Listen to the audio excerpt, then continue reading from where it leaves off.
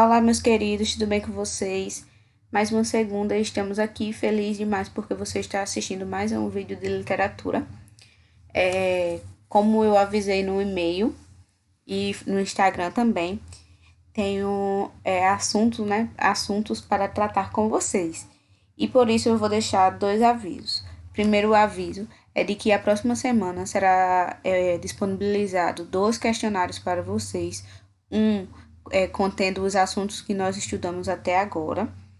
E o outro questionário é para saber se vocês preferem que o nosso próximo encontro virtual, que será depois do nosso questionário, se vocês preferem que seja como foi, pelo YouTube ou pelo Meet, né? Então vocês vão ter essa opção para ver o método que vocês estão mais se identificando e que vocês podem comparecer, certo?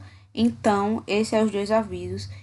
E uma dica para vocês é que se até agora vocês faltaram de assistir alguma aula, se vocês estão atrasados, estão pulando aula, volte e assiste as aulas que vocês tiveram dificuldades, porque esse assunto ele finaliza esse módulo e esse assunto ele inicia o próximo módulo que será o módulo de escolas literárias.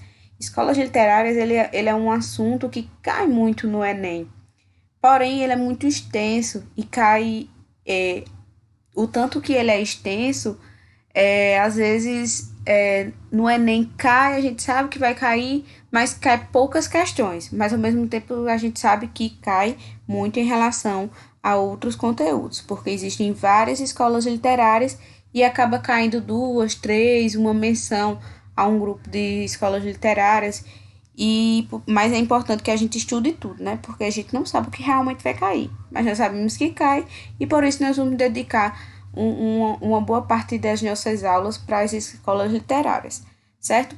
É importante que você não perca nenhuma aula, porque tudo que a gente for falar nas escolas literárias, a gente vai estar utilizando termos mais técnicos, a gente vai falar de muitas figuras de linguagem, a gente vai falar de interpretação de texto, a gente vai falar de intertextualidade, tudo isso dentro das escolas literárias. Por isso que é super importante que você acompanhe as aulas, tá bom?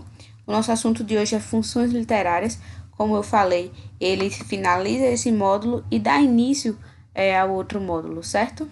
Então, as funções literárias são a primeira delas e uma que eu botei aqui em primeiro lugar, para que a gente nunca esqueça, é a função política social. Ela tem como função a apresentação de um retrato da realidade. Ela tem a função de criticar, ironizar, satirizar e ainda diria mais, mostrar, né, à sociedade a realidade daquele momento histórico, ou mostrar também o momento do que se passou, ou de encargos que poderão vir. Que gênero, né, de que gênero textual a gente encaixa com essa função? A charge. A charge, ela vem com essa função aí de mostrar um momento crítico do nosso contexto histórico. E muitas outras obras também têm essa função, certo? E principalmente a gente vai ver isso em muitas escolas literárias, vai ser um momento que marca muito. E aí ela também pode ser chamada de literatura engajada. Eu sempre gosto de lembrar a vocês que na literatura, na gramática, muitas vezes as palavras a gente conhece elas só por um nome. E às vezes ela tem outro nome que se dá ao mesmo conceito. E na função político-social, literatura engajada é a mesma coisa, certo? E aí eu botei alguns assuntos polêmicos. O racismo, a seca, sexualidade, política, aborto. Então, geralmente, a função político-social, ela se insere, ela critica, ela mostra retrato da realidade dentro desses assuntos polêmicos. Não necessariamente só esses, certo? Mas todo e outro qualquer assunto polêmico. Qual a importância da gente saber das funções políticas sociais nas escolas literárias? é porque as escolas literárias, elas utilizam as características das funções literárias em suas obras. Ou seja, toda obra ela vai ter um foco, seja de emocionar, seja trazer uma crítica. E aqui eu trouxe para vocês uma obra de João Cabral de Melo Neto, que se chama Morte e Vida Severina. Tem um filme longa-metragem desse livro dele. É muito interessante. Quem quiser assistir, é uma fidelidade ao livro muito grande que a gente não vê em todos os filmes, né, que são feitos de livros de obras poéticas. E aqui a gente tem, você deu uma pausa e deu uma lida aí. Deu uma pausa, leu, se não, deu uma pausa agora. Pronto. Então, resumindo, nosso tempo é curto, resumindo essa obra aqui, Severino, ele vai passando e vê, ele assiste a um enterro de um trabalhador. E aí ele se depara com uma situação comum na região em que ele vive, que é as pessoas morrerem sem uma terra, as pessoas não terem um lugar para morar, os agricultores daquela terra seca não terem lugar para plantar. Embora esse trecho de Vida e Morte Severina foque aí nessa questão das terras, dos grandes latifúndios que existe na região em que ele vive, e muita gente morrendo sem terra, clamando até por um pedaço de terra para se enterrar, embora ele foque nisso, uma realidade da longa-metragem de Morte e Vida Severina é que a seca é um assunto que parece preocupar apenas aqueles agricultores. O governo ele não se mobiliza, de certa forma, ali para ajudar aquelas pessoas. E ainda nomeia grandes barões para tomar conta das terras produtivas daquela região. Outra questão que o Morte e Vida Severina traz também é a fome, né? Se o agricultor não tem como plantar, então o agricultor não come. E outra questão, né? Esse livro, esse longa-metragem, ele é bem explícito nisso. Ele fala do êxodo rural. Como as pessoas não têm onde plantar, não têm onde morar, elas acabam indo para a cidade e trabalhando por muito pouco. E como elas chegam aos montes, só tem serviço braçal, porque elas não têm conhecimento. E também se torna um trabalho barato, né? Porque o povo da cidade reconhece, entre aspas, um caipira. Então, eles acabavam pagando pouco. E essa foi uma das principais questões levantadas nessa obra. Então, ela é totalmente constituída aí pela função político-social, porque ela traz questão de políticas públicas, questões que envolvem a sociedade, que tem a ver com todos. Então, nessa obra foi bem fácil identificar a função político-social. E aí, agora, a gente tem a função catártica. A função catártica é uma das que vocês também mais vão ver nas escolas literárias, principalmente na era nacional, certo? As escolas literárias, elas acontecem em dois períodos, na época colonial e na era nacional. Então, na era nacional, o brasileiro ele já vai trazer essa função catártica, que é se a gente for traduzir o catártico, colocar aí no Google, vai ter para purificar, ou seja, para limpar, para tratar. Qual a forma mais fácil de fazer uma pessoa se sentir melhor, de purificar, fazendo-a rir, a distraindo? Então, a função catártica tem essa função, que ela provoca no leitor uma gama de sentimentos que o distrai e também é uma espécie de descarga emocional que recai sobre o leitor ou sobre o escritor. É um alívio da tensão e ansiedade psicológica ou moral. A gente tem que parar para não se confundir também com a função com a catártica atribuída à gramática, né? Que ela pode ser utilizada como um adjetivo e um substantivo masculino. mas a função catártica nas funções literárias, ela tem essa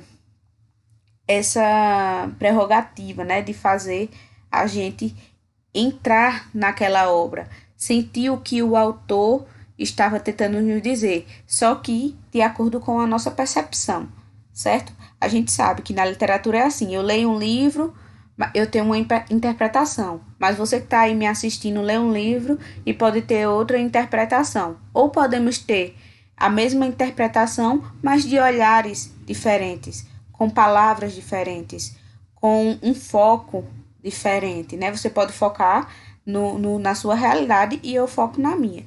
Então, toda e qualquer leitura, a interpretação dela depende da percepção de cada leitor.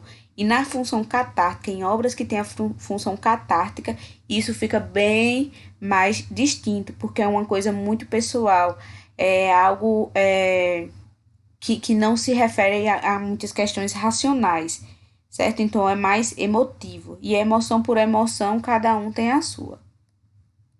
E aqui a gente tem um texto de Manuel Bandeira. Eu adoro esse texto porque eu acho ele muito. É um passe para a reflexão, certo? Vou dar um momento para vocês darem uma pausa e agora eu vou explicar ele para vocês.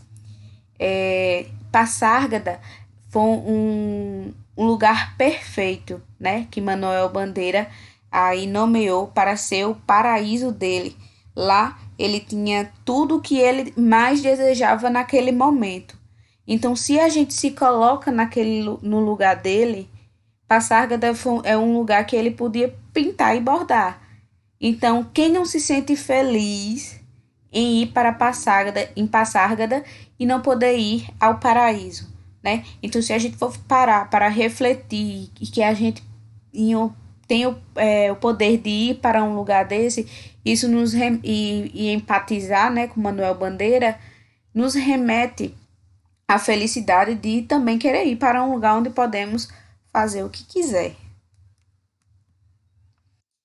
Também temos a função estética, e essa daí ela é muito utilizada em escolas literárias ou obras, mesmo que não sejam de escolas literárias, que tem um dos objetivos utilizar jogo de palavras, um vocabulário mais rebruscado, ou seja, fino, né? Que o escritor tenha mais atenção ao escrever, que ele tente agradar a quem está lendo. Ele também tem a capacidade criativa. Embora muitas obras que a gente lê, eles são muito criativos, a função estética tem como um dos principais objetivos mostrar a criatividade de onde menos se espera.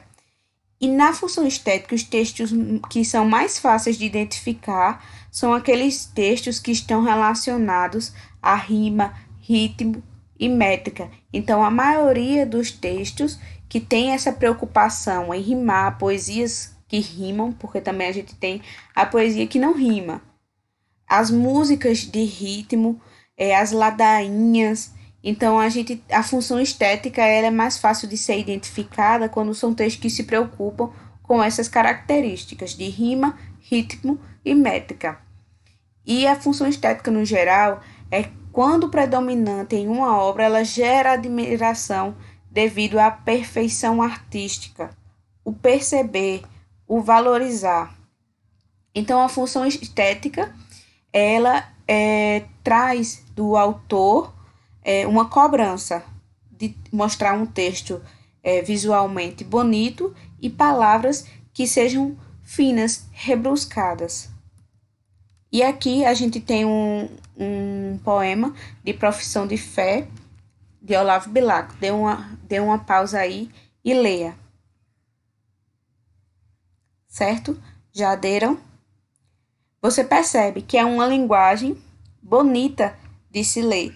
Embora esse poema tenha sido escrito há muito tempo atrás, todos nós conseguimos entendê-lo. Embora algumas palavras que não é do nosso habitual não prejudiquem o texto, certo? Quando ele fala A pena como em prata firme, corre o cinzel. A gente já se remete que é uma coisa que vai leve, que vai rápido, porque a gente já compara a pena com o cinzel, mesmo a gente não sabendo o que é cinzel, certo? A maioria de nós. Então, trazer esse aspecto que de uma linguagem que pode ser antiga, mas se encaixar nos dias atuais, também é uma característica da função estética e a gente pode notificar um texto por isso. Você pega a data do texto, você pega o momento em que você está para ver se você ainda consegue entender aquele texto sem dificuldade. Sem falar no arranjo que Olavo Bilac faz, certo? Essa é uma das principais características. Como o nosso objetivo aqui não é ver a métrica, certo? Porque isso vocês provavelmente devem aprender em gramática. Esse texto de Olavo Bilac, se eu não me engano, ele se encaixa em uma métrica muito organizada, certo? Se eu não me engano, não, ele se encaixa, mas eu não lembro se é um decadeto, não lembro qual a obra que ele também se encaixa, mas ele cumpre todos os requisitos que a gente falou anteriormente. Ele tem rima, ritmo e métrica. Deixa eu passar aqui, não estou conseguindo. E aí a gente tem também a função cognitiva. Aqui eu coloquei para vocês que ele tem a capacidade de transmitir informação, são textos mais informativos, que tem o objetivo de levar não só a informação com um arranjo, mas a informação mais direta, uma informação que seja de acordo com a perspectiva de quem está escrevendo. Tá? A função cognitiva ele não se refere ao sentido denotativo, ele não leva uma informação crua, direta, certo? Ele traz crua e direta, mas desde que seja de acordo com a percepção do escritor. Ele não se prende tanto a fatos científicos, certo? Ele informa, mas é como se fosse uma carta sua para uma amiga. Você vai fazer uma fofoca, certo? Mas você não se prende a fatos, a fotos. Nem sempre você manda uma foto para confirmar aquela fofoca que você está falando. Então, a função cognitiva ela funciona mais ou menos dessa forma. A gente tem também a percepção pessoal da realidade que o rodeia. É mais uma vez essa questão aí. Quem lê a informação que vem na função de um texto que tem a função cognitiva vai ter uma percepção daquela informação que está sendo passada. E quem transmite também vai passar de acordo com o seu ponto de vista. Essa percepção ela costuma se chamar inspiração, insight, estalo. Insight quer dizer uma ideia, uma nova ideia.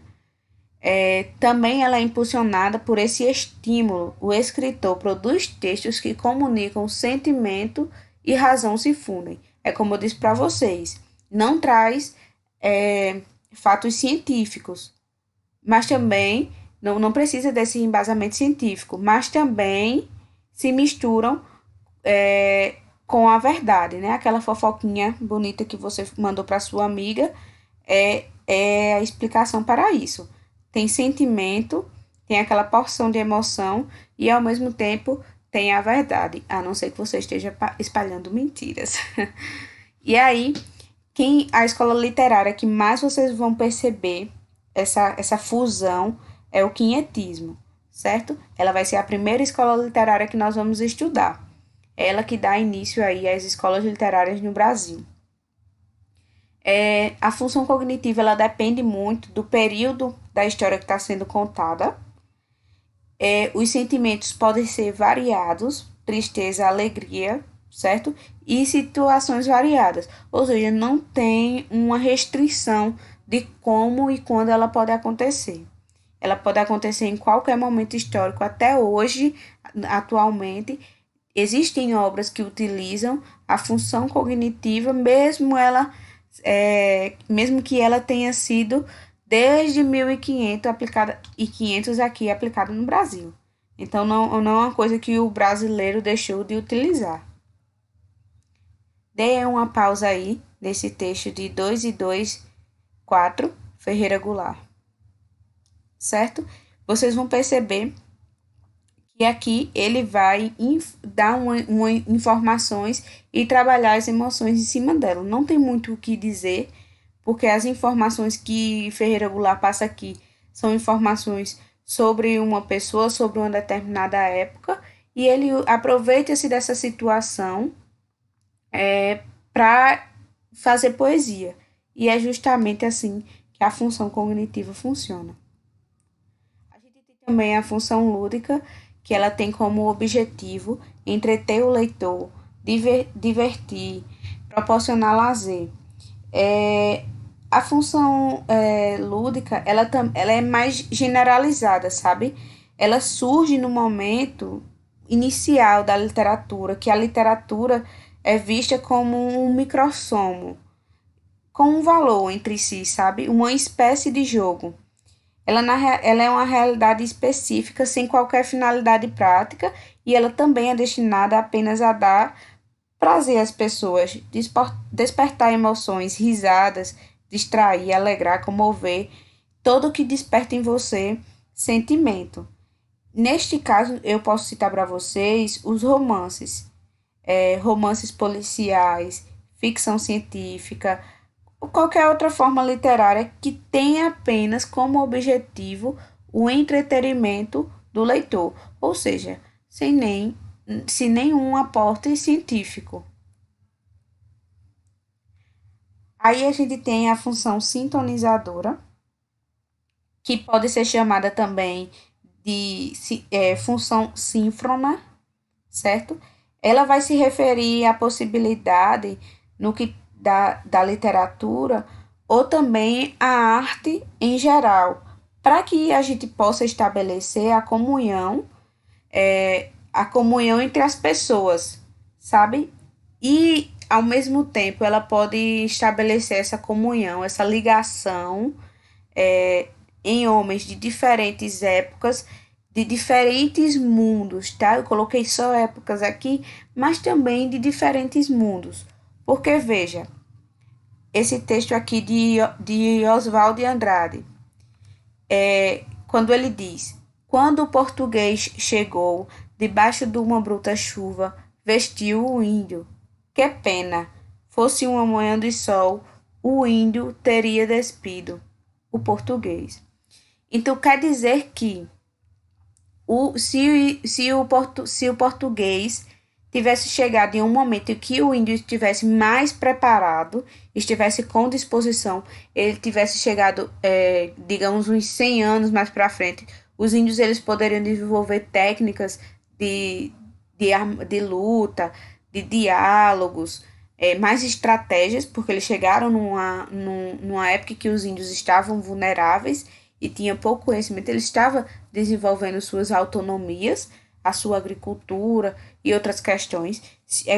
É uma crítica. Se o português não tivesse interrompido, Ilma, como é que a função sintonizadora se encaixa nesse momento? Porque a gente vê pessoas de dois mundos diferentes.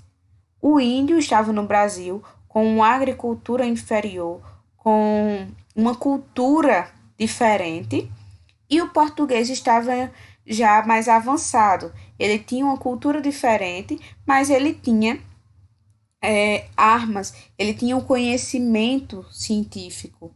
Então, a partir do momento em que eu utilizo uma chave para ligar esses dois mundos, seja uma história, seja uma crítica como essa, eu estou utilizando uma função sintonizadora. Sabe aquele filme que vocês assistem que mostra primeiro o passado e às vezes mostra o futuro? Ou você está no presente e o personagem lembra do passado? Ou aquela novela que a gente assiste e tem personagens que nem se conhecem, mas ao mesmo tempo eles participam daquela mesma história?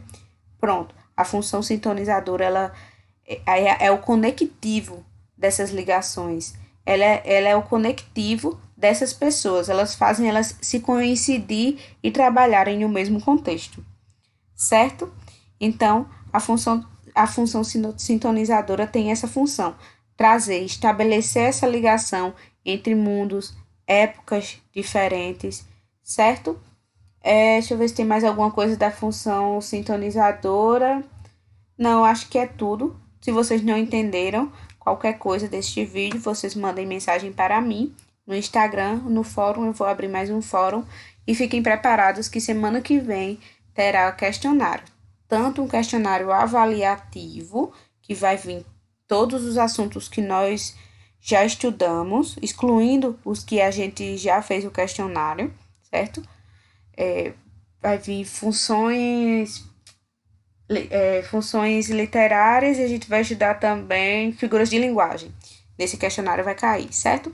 E também a gente vai fazer um questionário para a gente ver como é que vai ser o nosso próximo encontro. Então, fiquem atentos, olhem sempre o e-mail, que pode ser que essas semanas eu mande e-mails que não sejam na segunda-feira, certo? Então, fiquem ligados, mandem o feedback de vocês. A aula de hoje foi um pouco longa, mas as próximas aulas elas serão um pouco mais longas mesmo, tá bom? Então, abraço e até a próxima.